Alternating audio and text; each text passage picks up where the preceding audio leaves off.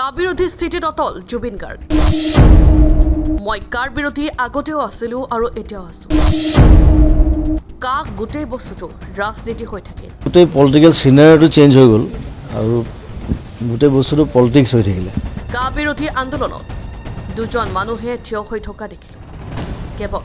সমুজ্জ্বল ভট্টাচাৰ্য আৰু মই কা বিৰোধী আন্দোলন এবাৰ বেলেগ ধৰণে হ'ব এবাৰ সামাজিক মাধ্যমৰ ওপৰত গুৰুত্ব দিয়া হ'ব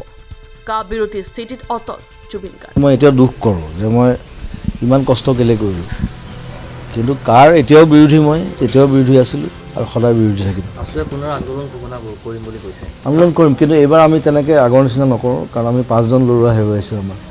সেইটো বস্তু মোক নালাগে আমি কৰিম এতিয়া আমাৰ বিপ্লৱ কৰিবলৈ বহুত চ'ৰ্চ আছে ছ'চিয়েল মিডিয়া আছে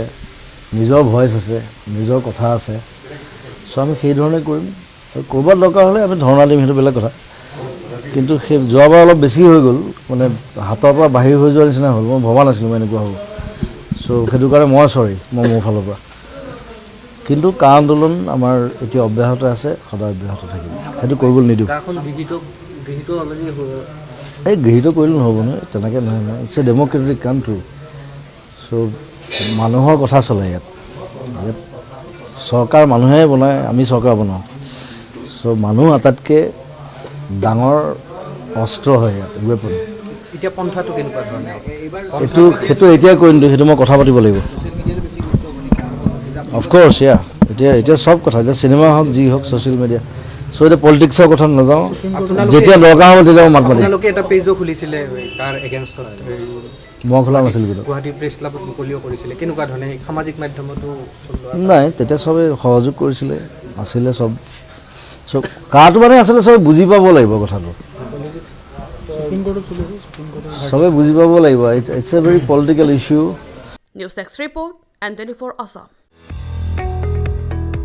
Dispur Public School Senior Secondary permanent recognized by Education Department Government of Assam